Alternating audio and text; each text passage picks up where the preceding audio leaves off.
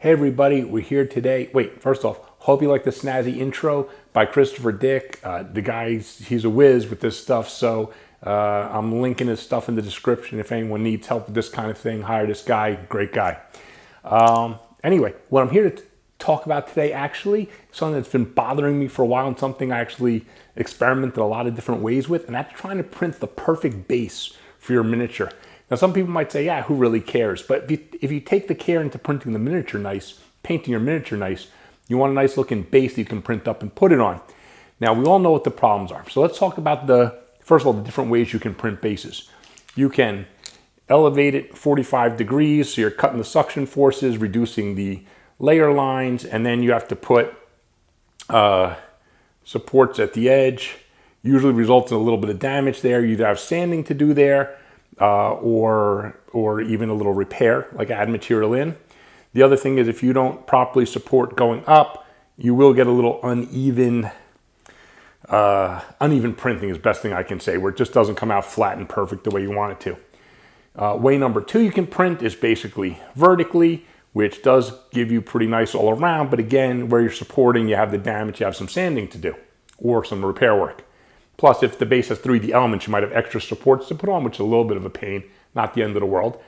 Then the third way, and the way I often do it, is just printing flat on the build plate. When you print flat, though, we all know what you get is, because of the obscenely long cure times on the bottom layers to make them adhere to your build plate, you get what we call elephant's foot, which you get a line around the bottom that is squashed out, and your base comes out pretty nice, but then you have to sand that line off. So basically, all three ways you can print flat on the plate, 45 degrees, basically vertical, you have sanding and cleanup to do. So, and I've tried all different ways of supporting it and angling it to try if I could minimize the cleanup, because you guys know, I want perfect prints on my minis with as little damage as possible. I want that on my bases as well. Now, I actually like printing it flat, and then I take some heavy sandpaper, I just sand it for 10, 12 seconds, and I get a pretty perfect base. But I'm a little OCD about this stuff, and I kept thinking, what is the absolute best way for me to print the most perfect base? Now, the other thing that happens, which we should talk about, is if you're printing more than one base, it's like I printed these 6 together, if you print the base directly in the middle, it can print out kind of perfectly symmetrical basically, but when you have them offset, I find that they do get pulled a little bit to one side depending on where they're set. So the base never, when it prints out, if you look at it from the top at any of the bases you print flat on the base, you'll find that they're not perfectly symmetrical in the way they angle up. So that bothers me as well. So I know the first thing I had to figure out was, well, if I wanted to print perfectly symmetrical, like this way, I know 45 degrees or vertical, I know I have the cleanup to do. So those aren't an option for me. There's no way I can support them where there's no cleanup to do. So knowing that I'm gonna have to do cleanup on the base, I want it to be as easy as possible and come out as perfect as possible. So actually, when I was trying to print my dice from the Bloodfields Kickstarter by Titan Forge, is how I came up with the idea finally to do my bases hopefully a better way. So what I did with the dice there, because I have to digress for a second to explain it. The dice there had one face that had nothing on, a blank face.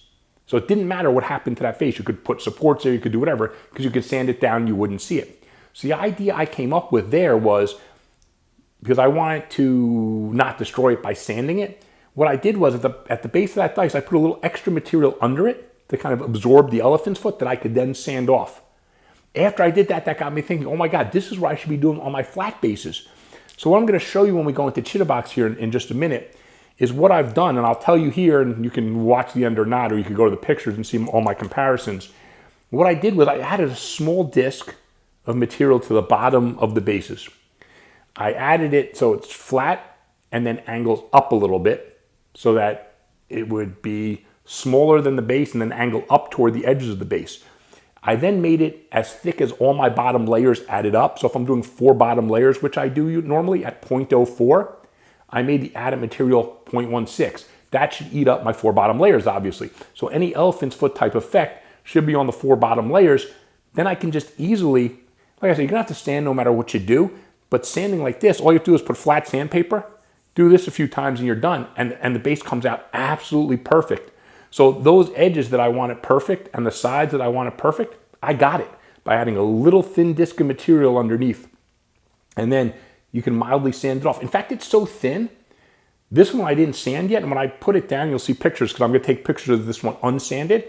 It just came out perfect. So I actually think I stumbled on this solution by trying to do a good job on printing Kickstarter dice. I came out finally with my solution for bases.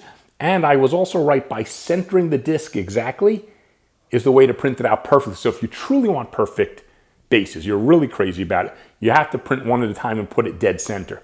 But the 6 that I did that were off center, very little of what I call the pull effect that made them, not quite perfect. You can't really tell holding them in your hand. Maybe if you go under, a microscope and start measuring everything, you could. So this really works well. Like I said, still requires a little sanding, but to me, when I sand just like this for a few seconds is way easier than trying to sand the edges or trying to fix where the supports were. I mean, this really gives you a pristine looking base.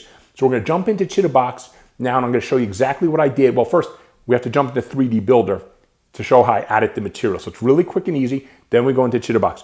And one thing I left out in the 3D Builder tutorial, which I want to emphasize here, so remember this when you're watching in a minute. Once you make up the disc of extra material, which I show you how to do, once you have it at the size you want for a 25 millimeter base, when you're done, you throw out the actual base, keep that disc of material, and save it as 25 millimeter base material. So you have it set for next time. You won't have to go through all these steps again.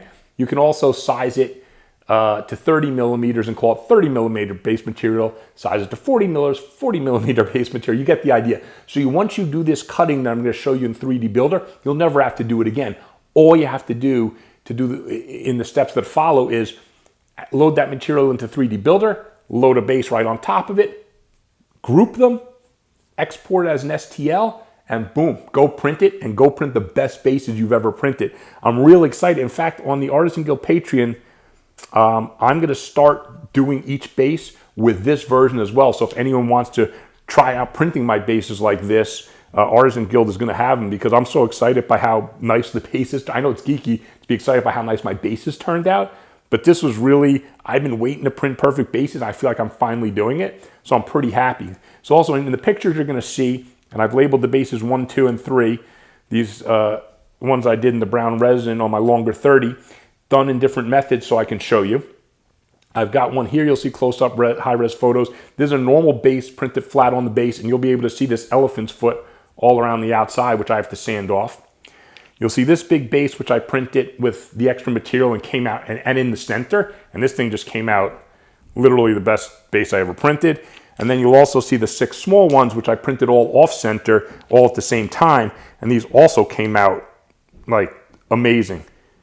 These I actually sanded each for about 4 or 5 seconds, just laid a piece of sandpaper down, went like this for about 5 seconds, and that's it. They look great. So anyway, stick with me for just a couple minutes. I'm going to show you the process, how to do this. Then we'll look at the high-res photos. For the impatient people who don't really care how it was done, just go look at the photos. And I hope I'm teaching you guys something. I hope this improves your 3D printing experience, get you better looking bases for your figures now. So please like, please subscribe, please check out my other vids. That's it. Let's look at how this is done. Thanks. So here we are in 3D Builder, but you can use any program, Mesh Mixer or ZBrush, or I guess anything at all, but 3D Builder is free and it's easy to use. So first I'm checking the size. It's 25 diameter, which is perfect. So what I'm going to do now is I'm going to insert an object. It's going to be a sphere. So now what I want to do is I want to cut it. I want to go to Edit and Split. I want to cut it so I have a flat side. So I do Keep Top, and then I split it. Now I want to split it, and this time I want to keep the bottom. And you'll see here I make a mistake because I'm not paying attention, and I split it and I kept the top again. That's not what I want because I need 2 flat parts. So let me go back, click the back button. Now I'm going to split again. This time I'm going to keep the bottom. Now I have something that's flat on both sides, so I can put one side down on the base, and then I want to angle up toward the base, not the position it's now. I need to flip it over. Well, first of all, it's way too thick now. So what I'm going to do is let me, I could shrink it or I could cut it, whatever. I'll just split it again, make it pretty small. Now, what I'm going to do now is, now I need to move it down. And first let me flip it over actually. Flip it over. Now I have the small side is facing down and it is angled up toward the bigger part. Now I'm going to Object. I click Settle. Click the check mark. It is now on the ground. Now I want to move the base on top of it. Well, first of all, I'll do is let me change the size. I know my base is 25 millimeters, so I'll make this 24.5 on the X and Y. Keep it unlocked so you don't change the Z. Now on the Z, I know that my base at 0.04 millimeters, and I have 4 layers of it, is going to add up to 0.16. So I'm going to make this 0.16 in Z height. Now it's the perfect disc to eat up all the elephant's foot, hopefully. So now I'm going to move my base, drag it into position on top of it, and I'm going to go under it and zoom in so I can make sure it's really lined up properly. So you go underneath, zoom in. Now I'm just coming back to show you from here. It looks good. The way this program works, when you have something on above another object, when you drag downs toward it, it kind of gets sucked down. It's hard to describe unless you actually do it. It kind of pulls the model down the last millimeter or two and makes it just touch. So you don't have to get the up-down motion precise. It kind of does it for you. Now I'm just centering it left and right till I see it looks very centered, which it does. So now it's perfect. So the main base is now raised up, sitting on top of this little disc. You can see the outer perimeter showing outside of the disc, which is perfect. So the next thing that I need to do is you go to Sticky Selections over on the right, and I'm actually going to make this a little bigger, 24.8, make it come a little closer to the edge, so there's a little less overhang to print. That's fine. I think it would be fine to keep it at 24.5 also. And in fact, in the end, after doing my experiments, I think it might be smarter to keep it a tiny little bit smaller, but I don't think it really matters either way.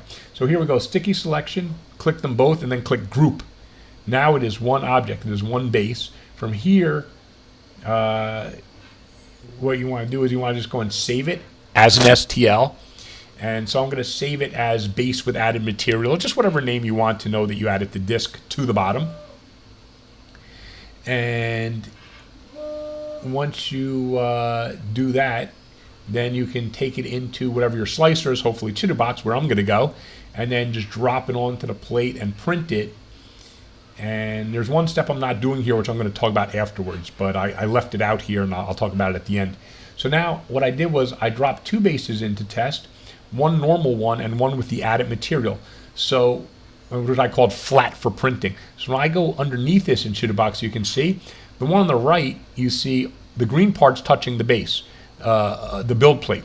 So the one on the left, the whole thing's touching, that's normal flat on plate. The one on the right is my experiment where I have the little bit of extra material, which I'm hoping will absorb the whole elephant's foot. The one on the left, I know I'm going to have to end up sanding the edge off, so it's going to press outwards, the so-called elephant foot. The one on the right, hopefully I'll just be able to sand a layer off the bottom and it should be perfect. So we'll see. So I'm going to slice this up. And then what I also did for a further experiment, I did 6 bases like this because my theory also is I know bases tend to print mildly unevenly if they're not dead center. So I'm going to also print 6 off-center bases in this way to see how they come out. And then I'm going to print one base perfectly in the middle. Here I'm doing a really big base. So I just, in 3D Builder, I made that disc material bigger to fit under this base, but same general idea. And I'm going to print this one dead center. This, I think, will give me the perfect base. So let's go look at some pictures and talk about it, and we'll see. Thanks. So here we're looking at the first base that I printed flat on the plate. You can clearly see in the demarked area in red the elephant's foot, very prominent, that needs to be sanded off. Not the end of the world if you sand very evenly. Now here, this is interesting. So on the right was flat on the plate. You can see it's got the big elephant's foot. The one in the middle was printed with extra material, but it was off center because it was printed at the same time as the flat on plate one, so neither of them was dead center. The third one, all the way on the left, has the extra material on it. It was printed all by itself, and it was perfectly centered. And look at that base. That one on the left, to me, is absolute perfection. I'm in love with it. I'm done. That's it. The one in the middle, though, isn't bad at all, and way better than the one on the right. So overall, I'm just liking this method. Now let's look at 6 bases printed off center, printed all at once on the same build plate. And look how smooth. There's not a single undulation on the bottom. There is no support mark damage. There's nothing. These bases are very pristine, look great. And this method, I'm really happy with this method I came up with, and hopefully you guys will like it too. I think this really is the best way to get bases. So now let's take a look at the last base, the big base. And this base, remember, I added material, my new style, and I printed it flat, of course, and I printed it dead center. And this base, as I thought it might, after seeing the small one that was dead center with the extra material, this big base came out perfect. Look how smooth the sides are. They are perfectly symmetrical. The bottom is perfectly flat, smooth, nice. I mean, this is the perfect base. So I'm really thrilled that my little discovery on the Bloodfields Kickstarter dice helped me to finally get what had been eluding me for a little while, which was how to really get the best bases I could possibly print. So hope this taught you guys something. Hope people like it. And please like my channel. Please like this video. Please subscribe to the channel. Please check out my other videos. Thanks, and happy 3D printing, everybody.